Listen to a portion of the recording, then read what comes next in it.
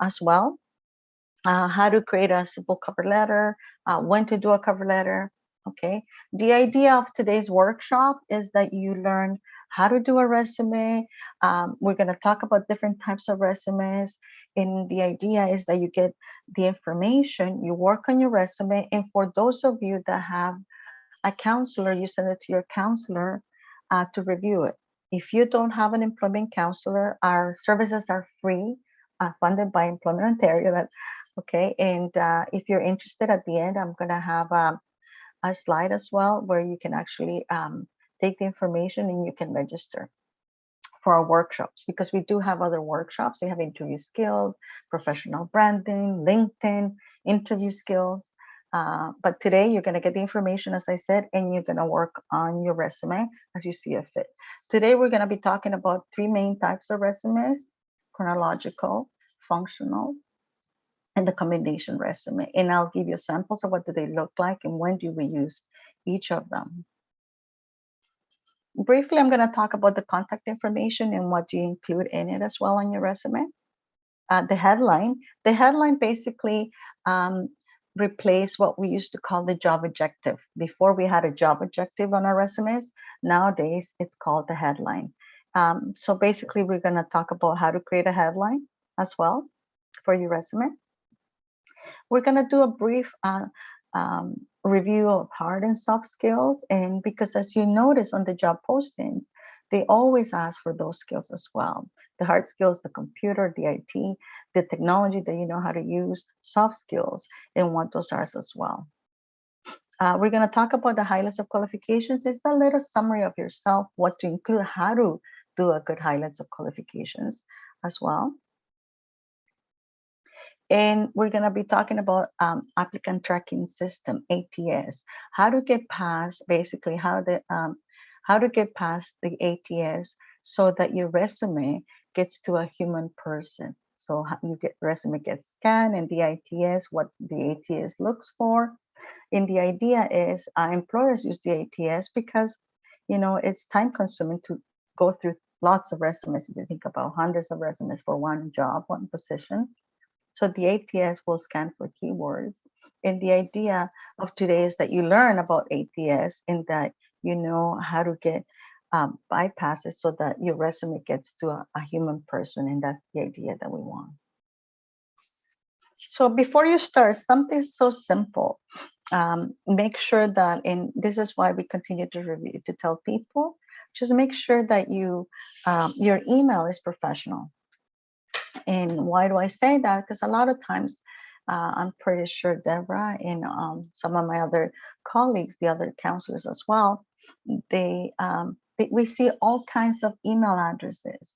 Some of them are not so professional. I have seen stop snitching, 123, sexy at. Okay, so again, we want to put our best forward to potential employers. So we have some examples here. An example will be the first name, Natalia.dr, 2 digits, 14@gmail.com. Another example will be your last name, which is dr.natalia@gmail.com. Another example will be the initial, which is N in this case, dr122@gmail.com. As a reminder, I have also seen Gmails that people email address that people use, and they put their birth year. So avoid putting your birth year because employers may discriminate based on that. Either if it's, I seen 2000, I seen 1949, I seen 1969. So ideally, you don't want to be putting your birth year. Okay. Also, Gmail is good. It's a secure account to use, and I believe Gmail separates your email based on promotion, social, and important. Okay, so consider using that. Or if you do have a provider as well, you can use a provider, but it's best to use Gmail just because sometimes people change providers as well.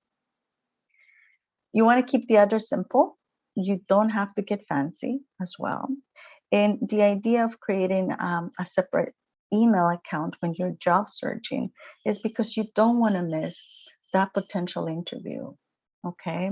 Because if you use your personal email, you might just get inundated with a lot of promotions, a lot of social emails that at times you may miss that potential interview. I had clients that said, "Well, I never got an email. Haven't heard. We applied, blah blah."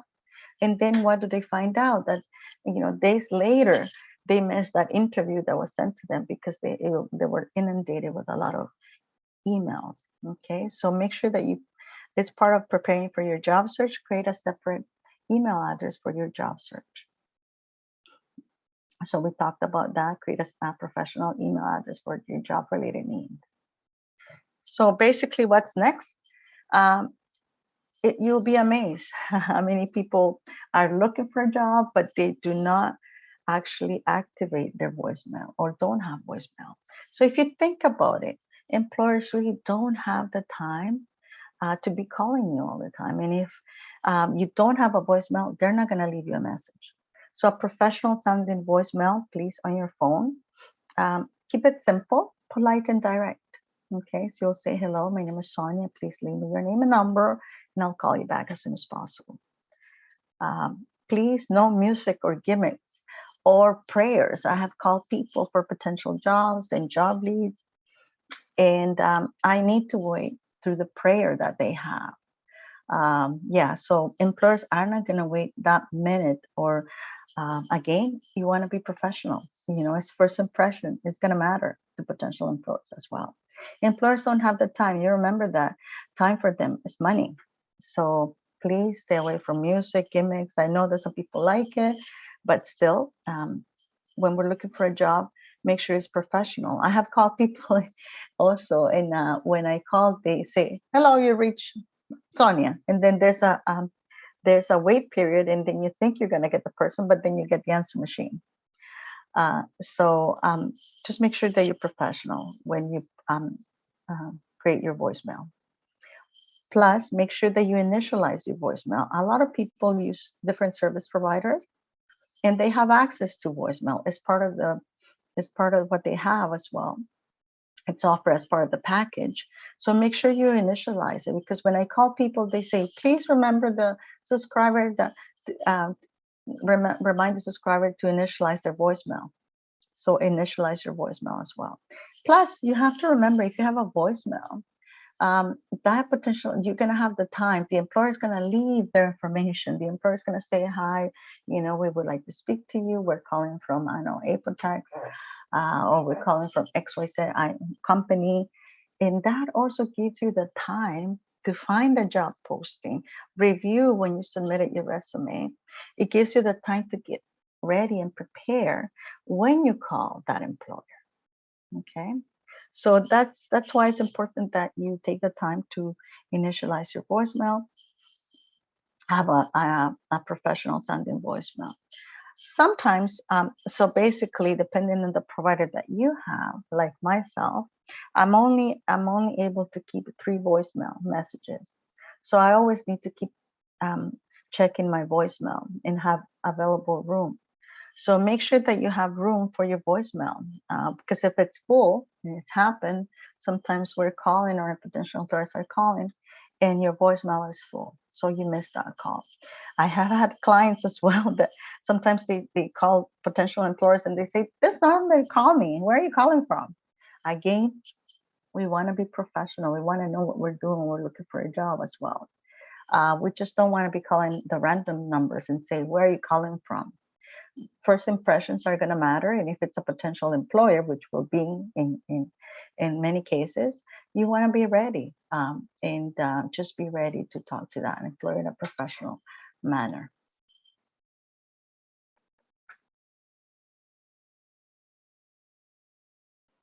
So basically, in terms of cover letter, so the cover letter, it's important for the employer because it's going to summarize who you are, and what you have to offer according to the posting as well. So let me just go here.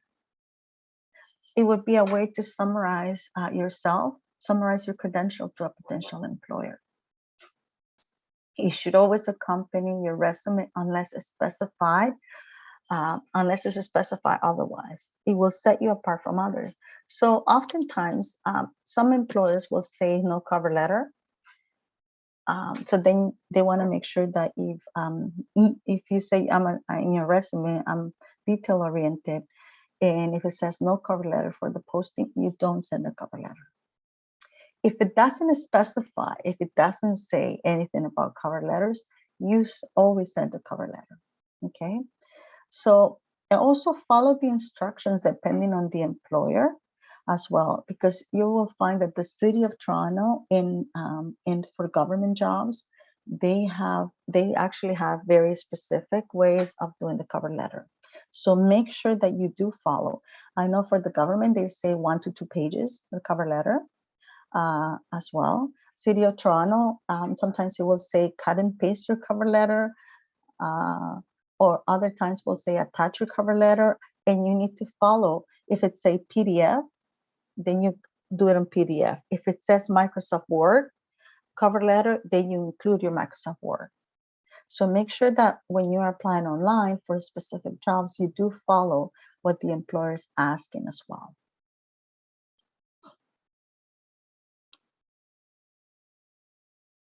So your cover letter should be 3 to 4 to 1 page in length in terms of the paragraphs.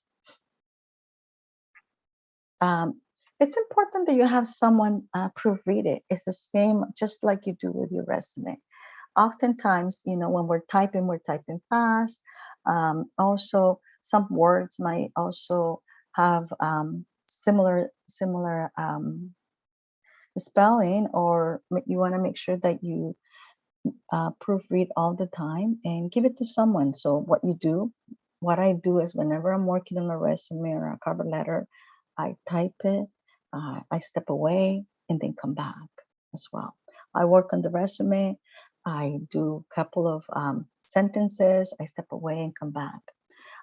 Give it to a friend, give it to your counselor, because basically they can be zero mistake in both.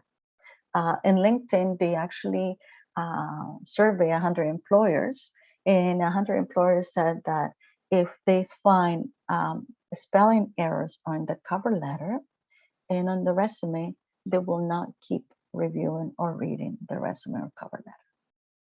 Okay, unfortunate as it is, because they figure, well, they probably figured that did you take the time?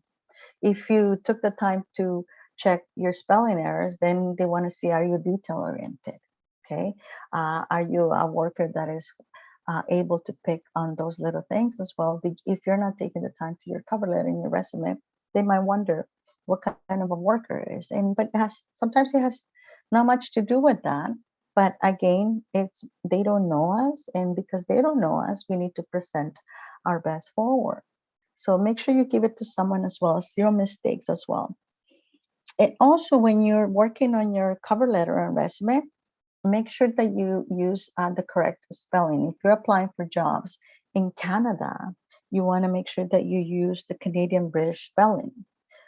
We spell color COLOUR in Canada, but in American spelling is COLOR. So little things like that. Organize, we spell with a Z. Organize, we spell with an S. So little things like that. If you're applying for jobs in Canada, again, you want to use our Canadian British spelling.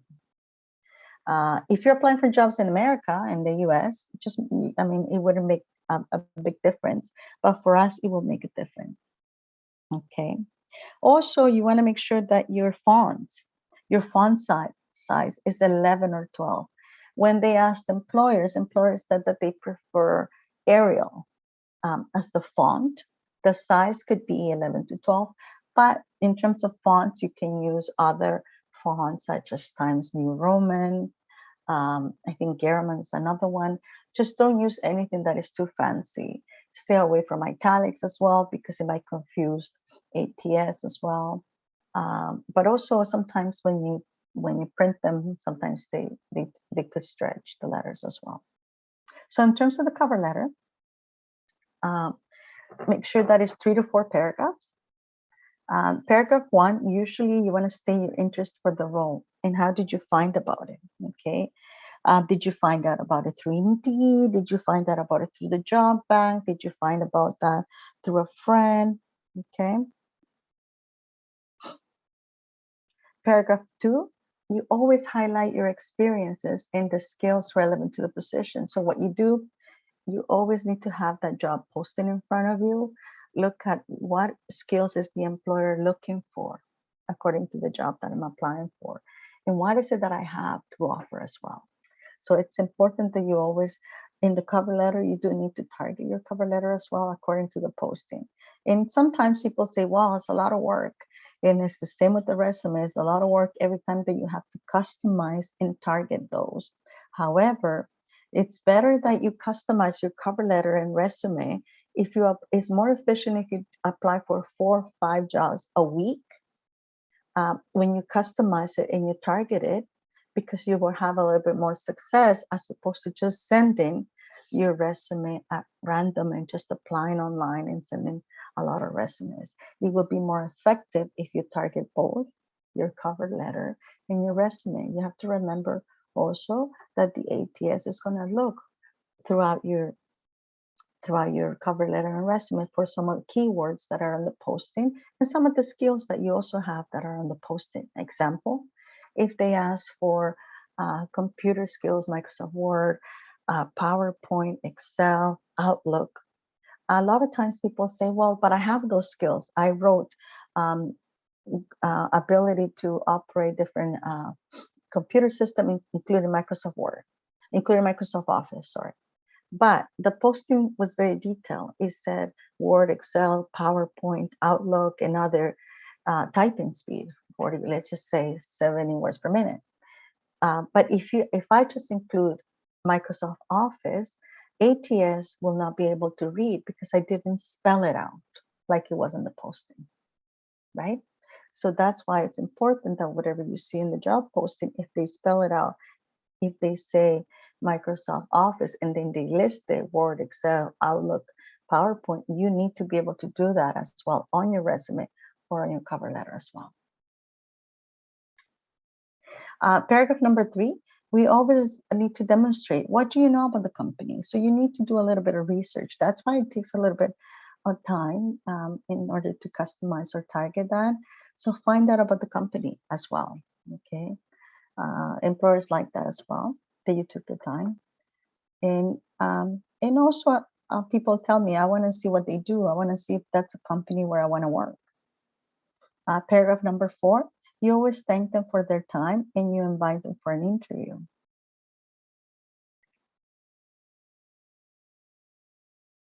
And I'll show you a sample. A sample of a cover letter template. So we always start with your name and your information, and after that we put the date. So this is the date and name of the contact. If you have a name, excellent. Use the name that is on the job posting. If you don't have a name, then you will have to write hiring manager or hiring committee. Okay, no more like dear sir or madam like used to be before. Just write hiring manager or hiring committee, name of the company or organization, the address as well, and then you will write dear hiring manager or name of the contact. You want to state your interest in the position you're applying for, the organization name, where the position was advertised. You want to do in paragraph number 2 an overview of your relevant skills, training, qualifications, as well as experience on how they relate to the position you're applying for. Paragraph number 3, we want to demonstrate knowledge of the company. What do you like or admire about the company? In paragraph number 4, you always want to thank them for thank you and provide the contact information. At the bottom, you can do sincerely best regards in your name. Let me see if I can share a sample. Give me 1 second.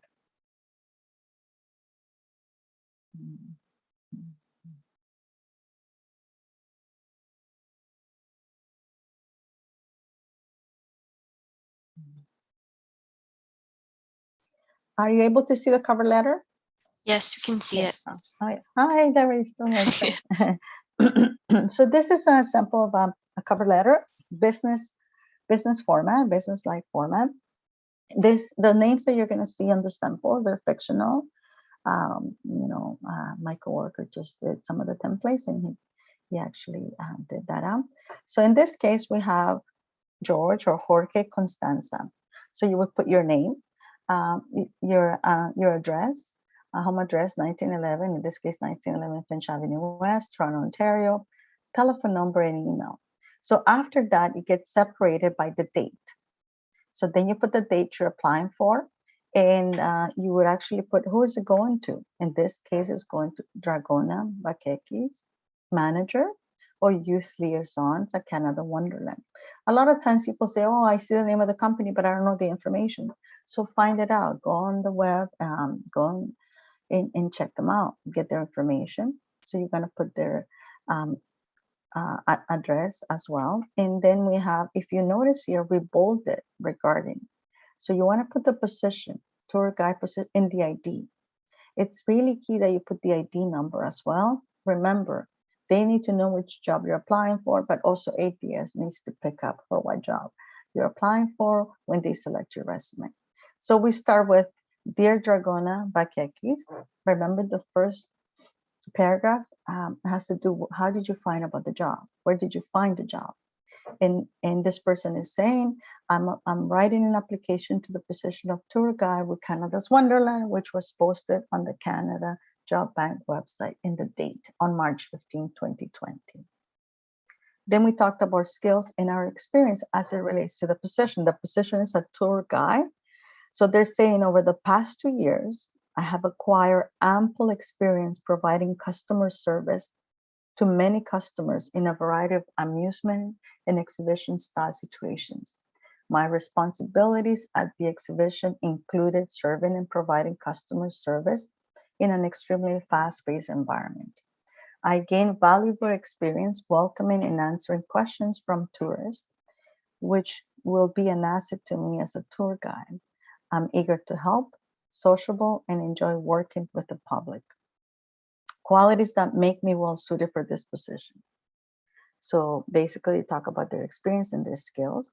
Paragraph number 3, we talked about what do they know about the company. So mention something about the company. How did you hear about the company? Maybe you found out that their products were amazing because you tried them as well. Okay. So again, the third paragraph, Canada's Wonderland has firmly established itself as a premier site for family and youth entertainment. And I was thrilled to learn that it was awarded Best North American Amusement Park 3 years running from 2013 to 2016.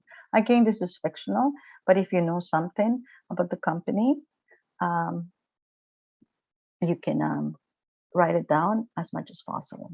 I just need to mention to people that unfortunately I'm not able to monitor the chat line because I'm going over the information. However, we're going to have before the break, we can answer. I will be able to answer some of the questions that you might have because it's just me. Usually, what we did before, we used to have a chat monitor, but now due to staff shortage, it will be just me today. And if you do have questions before we go on the break, then we can address those as well. So I'll let you know.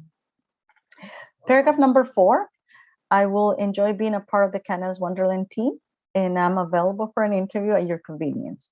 And again, you want to be able to put your telephone number and email. I know that people say, well, that's redundant. Yes, it is. But again, it's a business style format. You have to put, I can be contacted at the telephone number and email. The last paragraph, we always want to thank them for their time. Thank you for your time and consideration. And I look forward to hearing from you. Again, best regards, and is George or Jorge Costanza. So this is a business style cover letter resume. There's other, I will be emailing you a different type of cover letter as well. I'm aware of the time as well, and we have material to go over. There's another type of cover letter that will be emailing that is also point form. So you keep the name, you keep the introduction all the same, and up to the paragraph. You keep the introduction, how you heard about it, but then you can also do it in bullet form, point form, if you find it easier as well. So you talk about the skills as it relates to the job posting. I will be sending a sample so people can choose either to do a paragraph style cover letter or a point form style cover letter. Okay. The point form style cover letter, basically, you have to look at the job posting as well, what they have to offer, and you kind of have to match the skills that they're asking for. So I will send you a sample for those that prefer the point form. For me, I tried to do the paragraph form as well, but I found the point form to be easier as well. So you need to find out. Remember at the beginning, I said you need to find out your style and what you like and what you prefer and what you find easier as well. So let me just go back.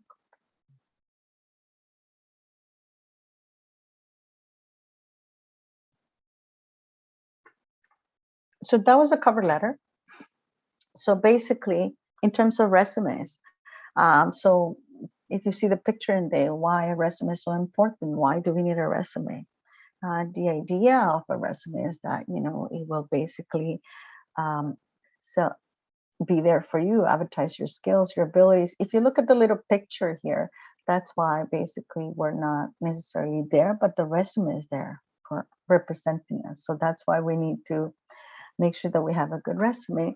And it's a professional advertisement of you. It will highlight your skills, it will promote your skills, experiences, achievements, education, and relevant in training as well, relevant to the position you're applying for.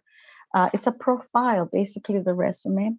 It's a profile of your professional work life, what you've done, what you have to offer. Okay. If you remember as well, for employers, it costs money to hire. So it's a level of investment for them as well. They want to know about yourself, your skills, what you have to offer as well.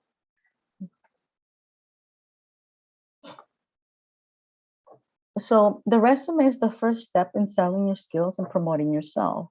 A lot of times people say, I've been applying for jobs more than 3 months. I don't get any responses. I don't know what's going on. So if you've been applying for jobs for a while now and you don't get any responses, that means your resume, it's not working or selling your skills. Give me 1 second. Someone put their hand up. Hi, Edwin. You can unmute yourself. You have a question? Yeah. I want to ask question how to write down the cover letter after the form interview. Oh, okay. So I will be sending you a sample. Okay. Because they actually covered that at the interview skills workshop. Yeah. It's a different, right? Yes, it's a different. After the interview, it's different. The cover letter that I'm talking about here is to introduce yourself when you're applying for jobs. This is the first one, right? After the interview will be a different cover letter. And have you done the interview skills workshop? No. About the cook job position. Right, but have you registered to attend the interview skills workshop? Please speak. Will you repeat again? Have you registered to attend the interview skills workshop? What's so? Then no, I before I get just I think it's I don't have this is okay. So every Wednesday we also have an interview skills workshop. I would recommend that you register as well. Okay, like today we every Tuesday we have resume and cover letter. We also have an interview skills workshop as well. Okay, then that way they talk about do's and don'ts of the interview, and they also give you samples of how to write a letter after the interview. Okay. Yeah, so in terms of the resumes, thank you. In terms of resumes, basically this is the first step in selling your skills and promoting yourself. That's the idea of the resume. The idea of the resume is basically to land that job interview. That's the goal. Okay. And as the gentleman said as well, is that we also have another workshop for interview skills where they actually talk about the do's and don'ts, what to do at an interview, what to say, problems, what are what's the problem, the actual situation, and what to do and how to answer those questions. But the idea of the resume is to get you the interview, to promote your skills. Once you get, it actually starts with that first phone call. When you get that first phone call, if your resume is working, you're going to get that phone call. The employer is going to be interested in hiring you. So you need to start there and be ready. Remember, we talked about being job ready. So make sure that you have the information. It starts with that phone call. Make sure that you have the job posting, because when the employer calls you, it's going to ask you as well. Briefly, it's going to ask you some interview questions. What did you do at your last job? What do you think are your skills related to it? Okay. So that will also help you to be ready for the interview in the phone call. And we practice those things when you work with a counselor. I actually practiced with one of my clients who was looking for a position in the medical field. And I said, he's a newcomer. And I said to him, you need to be ready for that first phone call. The resume, you're getting interviews, which is great. The purpose of the resume is getting interviews. Now, let's prepare you for that first phone call. So he calls me up and he says, Sonia, the questions we practiced for that first phone call, those were the questions they asked me. Then they gave me an interview, which was a video interview because of COVID. People were not doing face-to-face. So ideally, remember that you want to be ready for that first phone call. You want to have your resume ready. Your resume made it that far because you did a good job on the resume. So let's just talk about what do we do for the resume. So you want to make sure that you find out you do a little bit of work. You take the time to do some detective work for you. You need to uncover evidence of the professional you. So you need to think about, what jobs have I had? What did I do? What did I actually do in my previous jobs? And write it all down as much as you can. Okay. So this is for you just to get you brainstorming and get you going. So you want to make sure that you come up with what we call a master resume for you. Because when you're applying for jobs, sometimes different jobs will require different skills. So you want to be able to think about, what did I do day to day? Why do I say that? Because I had a client, I had a person that was looking for a job, worked in shipping and receiving, but also wanted to do a job that was administrative. And part of his job was also to do administrative work, handle the phones, do the invoices, do some letters, do some documents. But he had forgotten about it and didn't include it on his resume, which was key for the job that he was applying for as well. So you want to take the time and do some detective work, uncover what is it that you do, and come up with what we call a master resume for you. Okay, just to draw some of the attention on the skills and the skills you have. Yes. Yeah, and sometimes I think it's phone interview is two kind. It's before the send resume, and Okay. after the resume. So Okay. I have the phone call. After the phone call, I need to send a resume and get a second interview. Okay, that's good. That's good. Yeah. Would you be able to hold your questions until the break, please? Yes. Thank you. So basically, some of the steps. Can I ask you to mute yourself, please? Edwin? Yeah. Can you mute yourself, please? Because I can hear your background. Okay. Oh, Okay. Thank you. Thank you so much. All right. No, we can talk about it, but we're going to actually take up some questions during the break, because I'm pretty sure the other people have questions too. Okay? Yeah. Right. Okay. Thank you. So basically, think about, what did I do? Thank you so much. You're welcome. What did I do? What training did I do? What was it, in-house? Did I do it online? Look for your resume as well. Look for an old resume. Look for your USB. Try to find out as much as you can, just to get you started.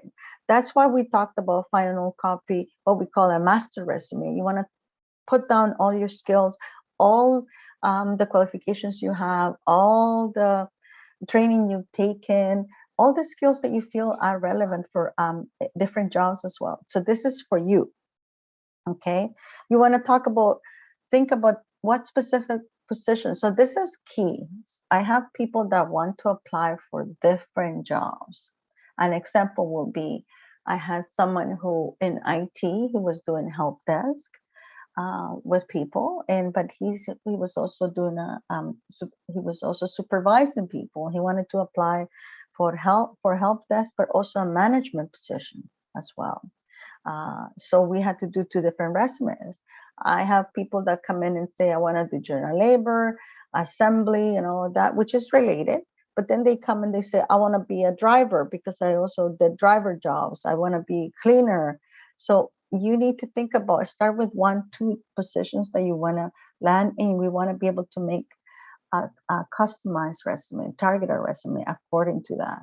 Because if you think about the positions for a driver, as an example, in cleaner, are different, right? The skills as well, the experience is different.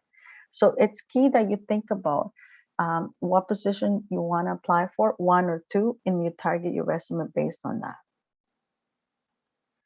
If you do 3 or 4, it gets very overwhelming because you have to customize and target your resume according to each position. You want to be able to list all the positions you had that are relevant to the job posting as well when you apply for jobs. You want to create a detailed list. We talked about of duties, responsibilities for each job that you had. What were the tasks that you completed at each job? Write as much as you can, because sometimes we forget over the years or the time. Don't take anything for granted. Sometimes people say, "Oh, that was nothing," and I say, "Well, if you look at the posting, they're requiring that skill. So look at the posting and remember what you did as well in each job, each position." Always highlight the key skills you have gained from volunteer work, volunteer experience. If you're a newcomer as well, if you're new to Canada or you're coming from other countries as well. Now we have people that have lived overseas in different countries, and then they come back as well. So list the experience that you have from other places as well. If you were a student, if you did a placement as well, if you did a co-op, write as much as you can in terms of your experience that you have. It's still experience. It's not paid, but it's still experience. You want to be able to list your education, certification, licenses, any training you have received.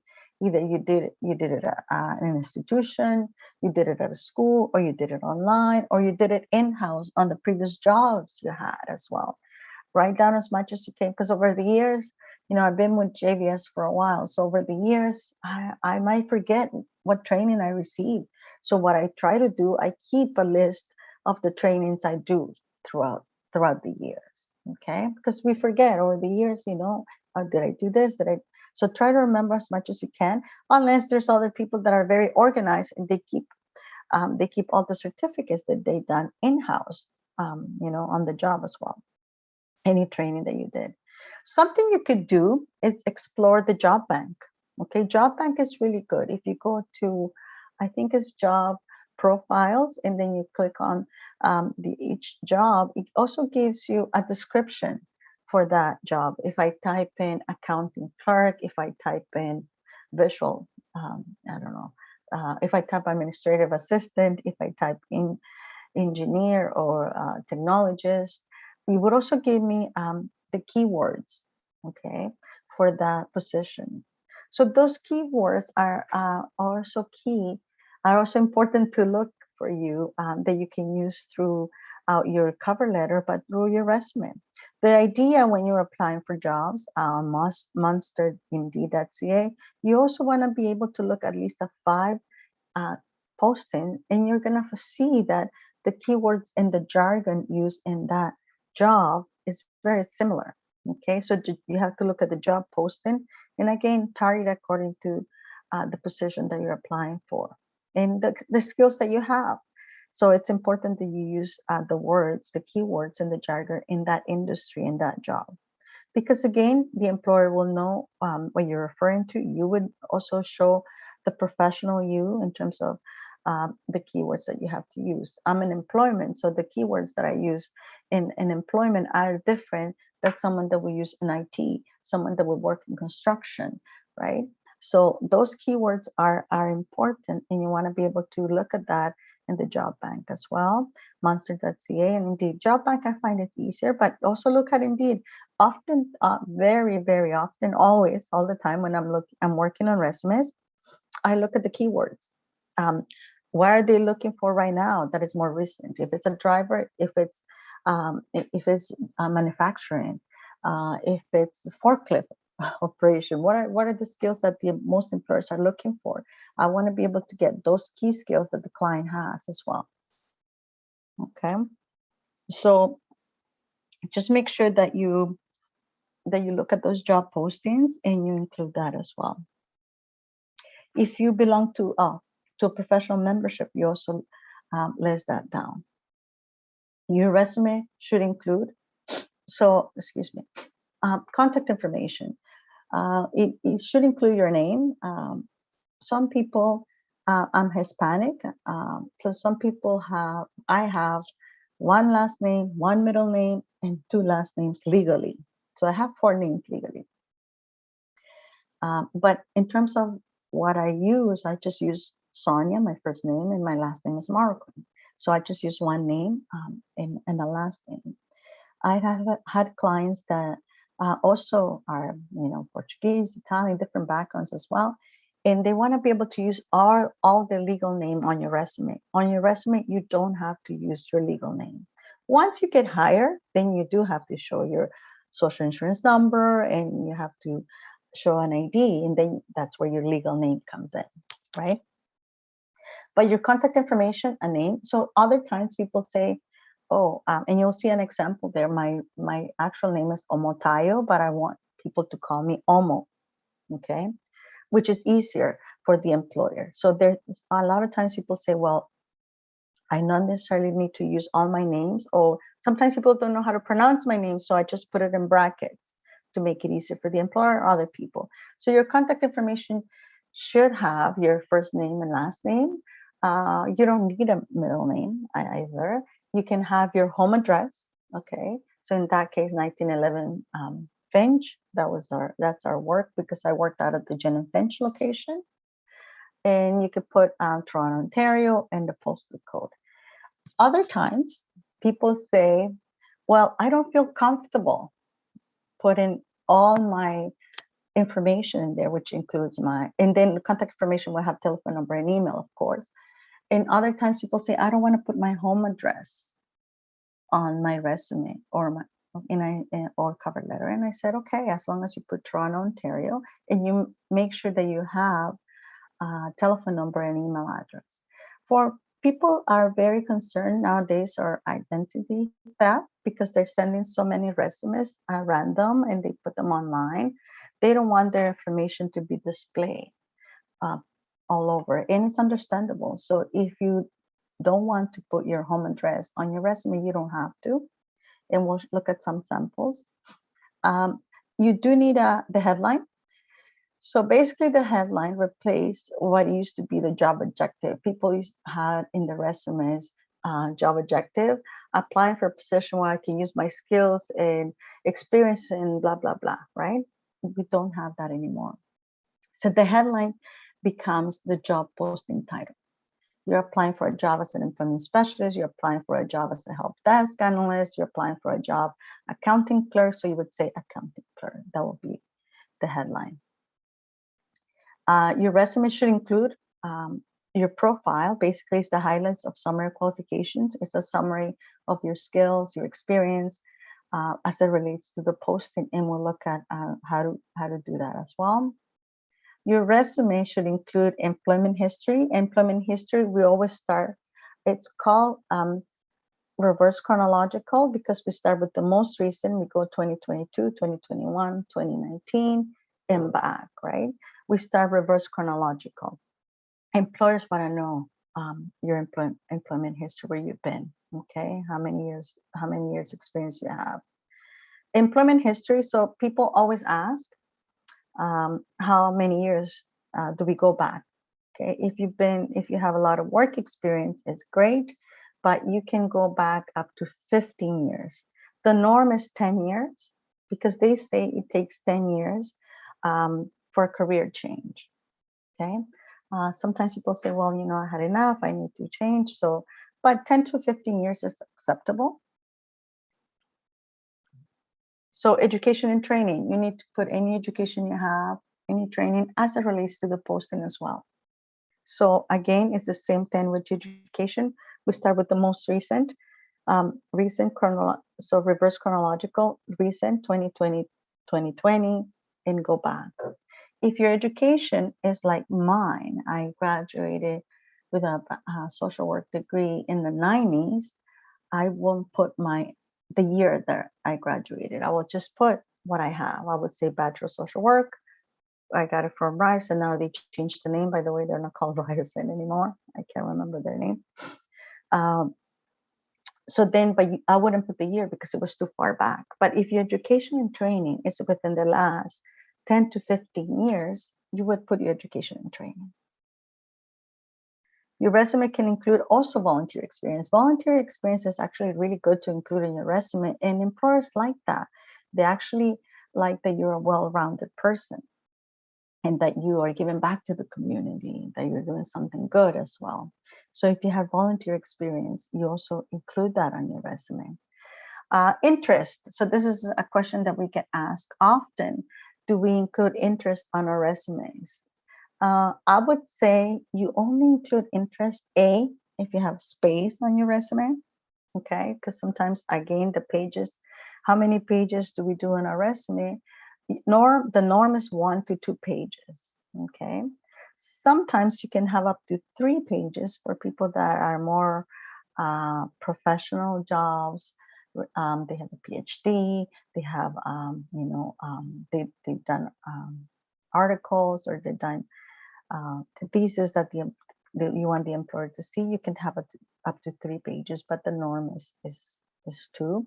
In terms of interest, if you have space and you want to include them on your resume, you want to include interests that are related to the position that you're applying for.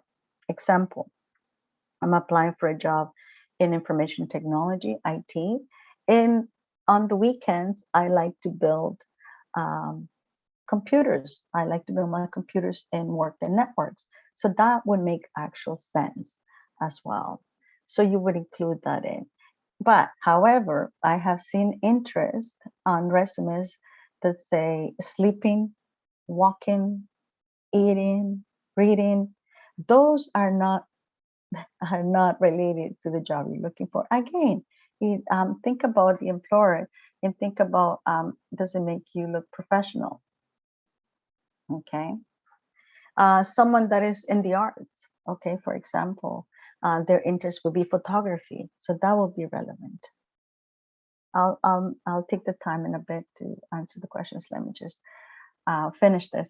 Your resume can include languages as well. If you do speak any other language, if you speak French, because we speak French and English, it's even better, of course, depending on the jobs you apply. If you have any other languages, you also include that in, because we're multicultural. Any language that you speak will be a great asset to a company. So we either include them separate, the languages on our resume, or we put them in the highlights of qualifications. And I'm going to show you a sample of that. We also include certificate, awards, any awards that you receive, Employee of the Year, you were Employee of the Month, or you got a team award because you did a great job for a great accomplishment. Okay. We also include professional memberships in our, if you're an accountant, if you belong to a professional, the membership, if you're an architect, if you belong to a membership as well. So something else, we can include just that word, that phrase, references available on request. Okay. So there's 2 schools of thought. You can include that phrase, references available upon request, if you have a lot of white space on your resume. You have a lot of leftover white space on your resume, you can put that phrase in.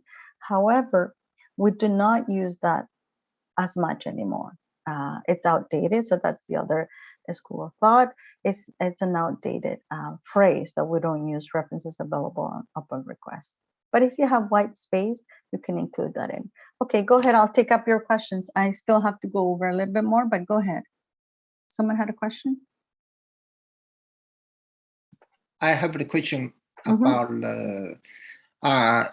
the education in resume, because I have something special school training and for like this and last degree only like 1 year 2 year like this the program subject. Sorry, I'm not following. Can you say that again? What is it that you have? I have something training from the special school. This not this school is not college unless it's an early specialness the certificate department like this. Can I book this in my resume? Is it related to the job you're applying for?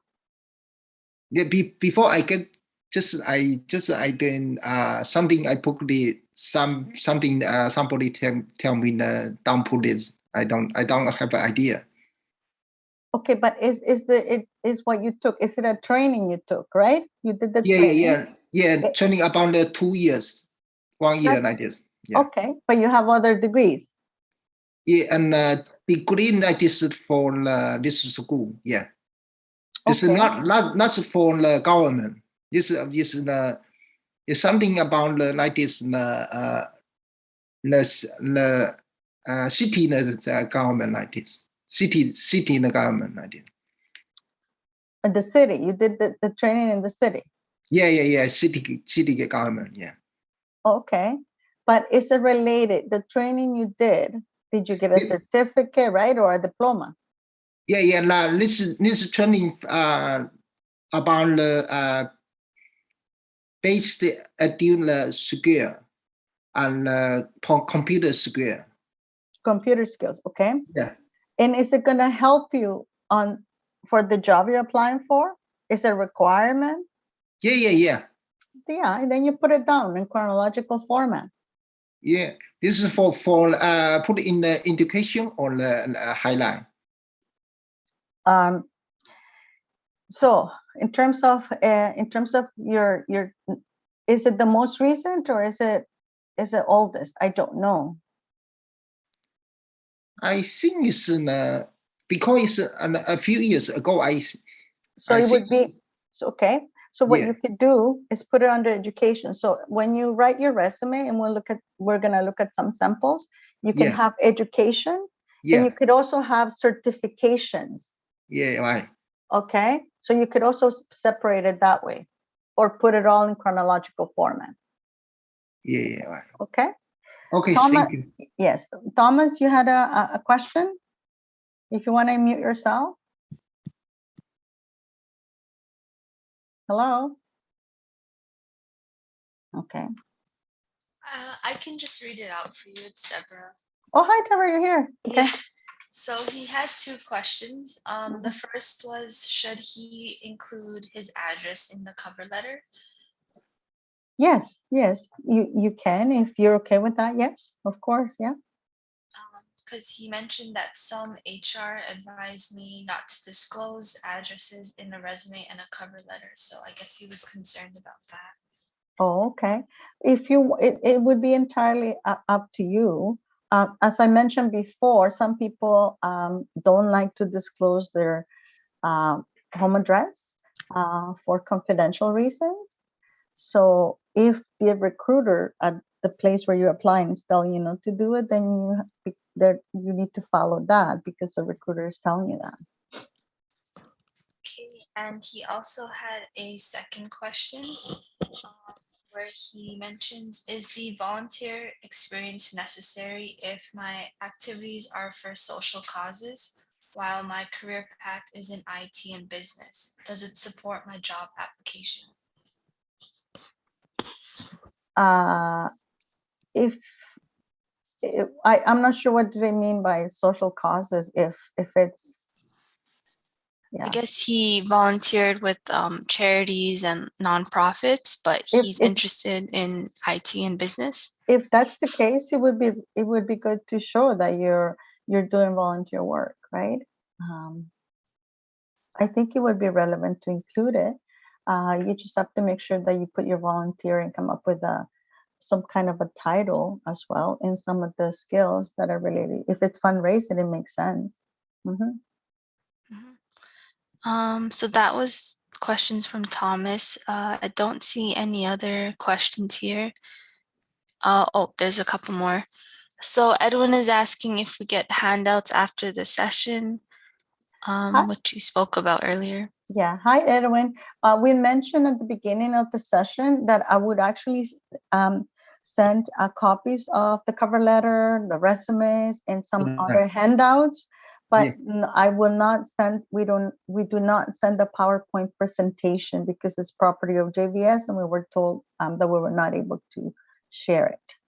But Okay. I will send other information related to today. All right. Thank you so much. Right, and we have a question from Jesse Boyd. He asked, should a recent gap in employment be explained in a cover letter? Mm, if it depends how far is the gap.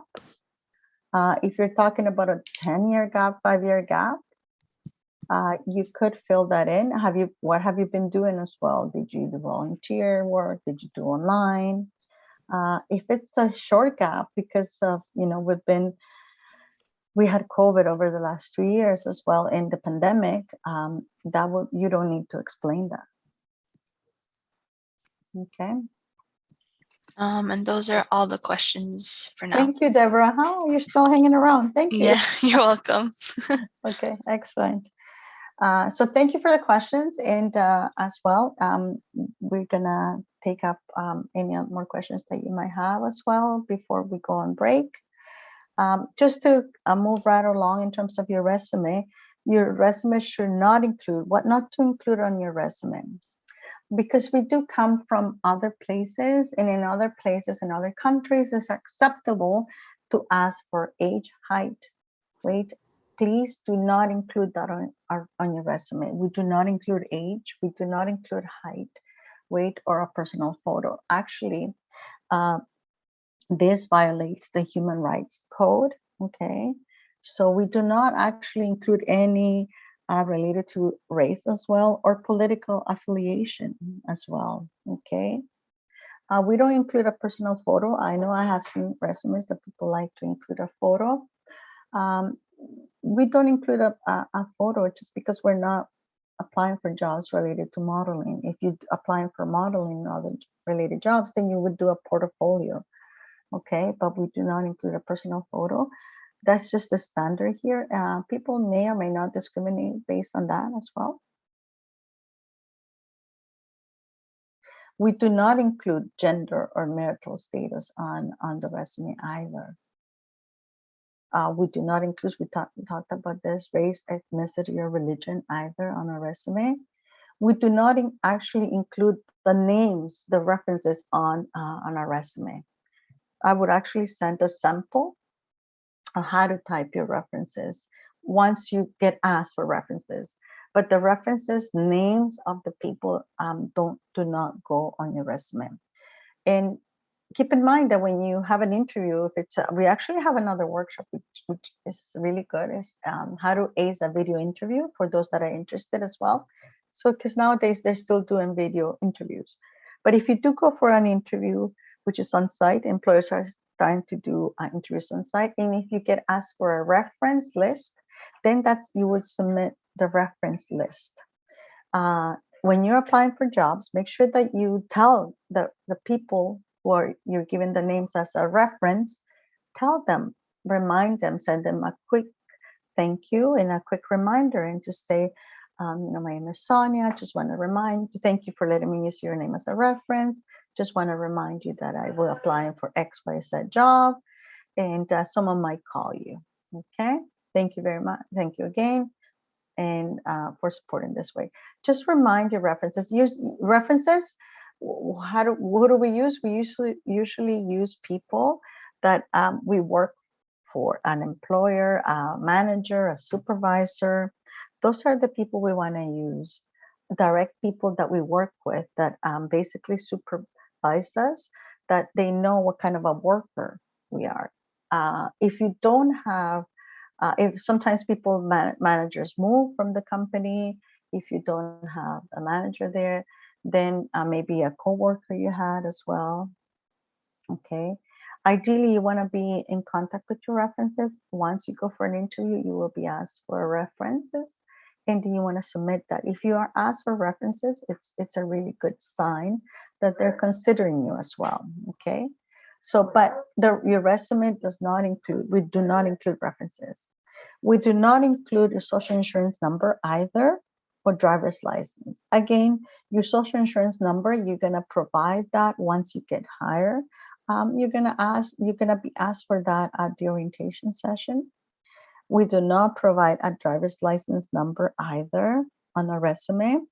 You could say, if you're applying for a job as a driver, you could say, that you have a driver's license as well, and that you have access to a car. Oftentimes, employers will say access to a car in driver's license, driver's license. So you can include that as well. But we do not put the numbers for confidential reasons, right? And identity theft as well. Again, resume, we do not write salary expectations. Sometimes some employers will say in the job posting, please include your salary expectations. The salary expectations, A, you can write it in the cover letter, or B, you can write it when you actually send your resume and cover letter, you can write it in the body of the email. Okay, so salary expectations, people say, how do I know? Go on the job bank, look at the job title. And the job bank, it will give you the rates for that occupation, for that job, from beginner, intermediate to more advanced. So what you want to be able to do, if that you are asked in the posting for salary, please write your salary expectation. You want to make sure that you give a range, right? So you could say, it could be between 45 to 50,000, just as an example.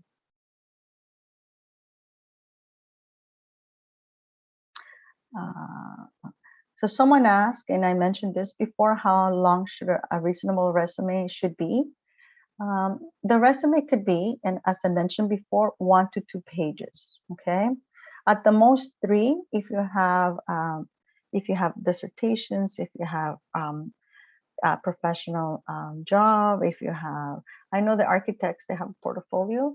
Ideally, you want to do 1 to 2 pages. The most you could do is 3, but usually it's 2 pages.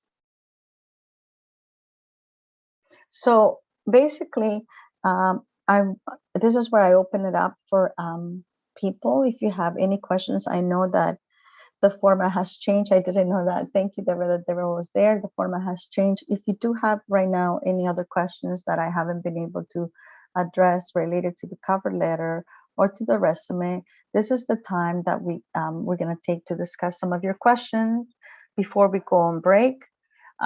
When we come back, I'm going to talk about the main 3 types of resumes, which is the chronological, functional, and combination. What do they look like? When can I use those as well? So I will be taking up any questions if you have related to the cover letter, if I didn't answer those, or related to the resume that we covered so far. Are there any questions right now that I didn't address that you feel that you'd like to bring up? Please unmute yourself and then just raise the questions that you have. Hi there. Hi. Excuse me, I have a question in regards the cover letter that you used, the sample that you used. Yes.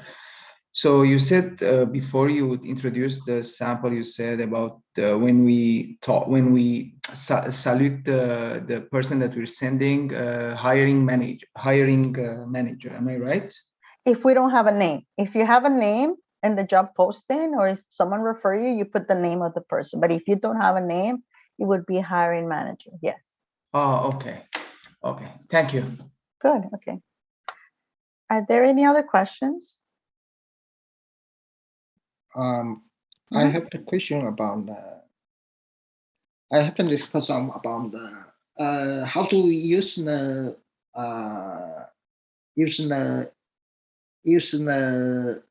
make sure and which one is the better between make sure and ensure. Make what? Sorry. Make sure and ensure. I'm not sure I'm understanding the question. Sorry. I typing on that. You're typing it? Okay. Yeah, make sure. And how do you make sure? And ensure. Which one is better? For what? In resume. Sorry. Okay. So you type the question. Okay. So yeah. Okay. So which one to use? You're saying make sure or ensure? Yeah. Right. Oh, okay.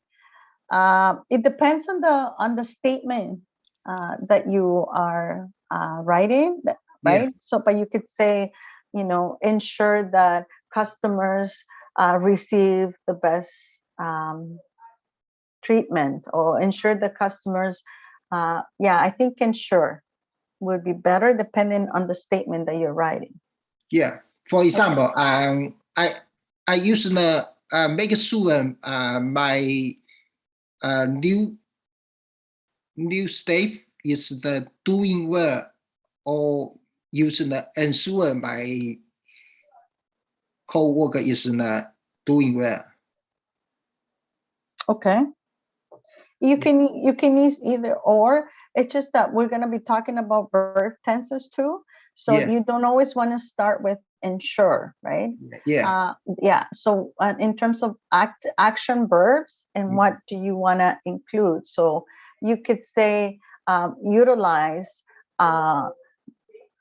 great communication skills, utilize communication skills to make sure, or to ensure to ensure that to support my colleagues, or something along those lines. Oh, it's a different or sentence, right? Yes. Okay. Yeah. Are there any other questions? Okay. Right now we can actually, before we go on break, right now, I'm going to take a break, but before we go on break, which is now, please raise any questions. We're going to go on break after the questions are over. So, Gabriele, if you have questions, please, you can unmute yourself and just say the question before we go on break. We'll be taking a break shortly after the question period is over. And then when we come back, I'm going to go over the resumes, and we're going to have also another space and time for question period as well, because you're going to have questions about the different types of resumes. Thank you. You're doing good job. Thank you. Thank you. So Gabriela, do you have a question? Gabriele? Anybody else has a question? I have a question. You don't have a question? Yeah. So in regards the references, so they only accept the references from the employer, not from, for example, my professors at the university. They don't accept that. They do if you don't have any. No, if they ask multiple references, because I don't have many employers references here. Yeah, so that's a good question. For references, there are usually 3 references. That's the norm that you would put on a reference list. Ideally, you want to use, as I said before, supervisors, managers, people that you work, that supervise you. If you don't have that, then you can include teachers, professors, if you did a placement, if you did volunteer work, any other people that you work with. For references, and good question, you don't want to include personal references, no friends, no family, okay? Yeah, because the thing is, my job is like lab related. So because I work with my profs in the lab, so Mhm. so maybe I can be able to add them on the for sure based on their based on if they are okay or that. Yeah, that should work. Do you have any other experience from of other countries? Yes, I do. I Are do. are the your previous managers still available or no?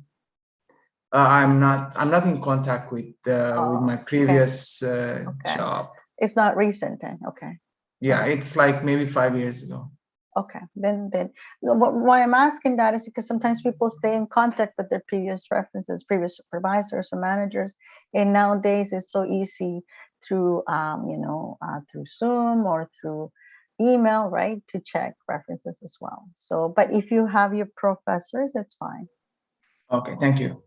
Someone, Edwin has a question. May I use the symbol, which is and, or instead of the word A and D? Edwin, if you can, it's better to use the actual word A and D on your resume. Okay, thank you. Mhm. All right. So, are there any other questions before we go on break? Anybody else has questions? No? Okay. So basically, we're going to go on a 10-minute break, grab some water, stretch. Uh, Please make sure that you don't log off. Stay logged in into the computer. Don't log off. And we'll come back in 10 minutes. So whatever time my actual phone is ahead of time. So I have 11:29, but I think it's 11 less than that. So whatever you have right now, come back in 10 minutes. We will meet in 10 minutes and we'll go over 3 different types of resume, chronological, functional, combination. And we're going to go over that and how to work on that as well. Okay. So please don't log off. Just we're taking a break at 10 minutes. So someone said we have 11:25. Excellent. Great. So we'll see you in 10 minutes. Okay.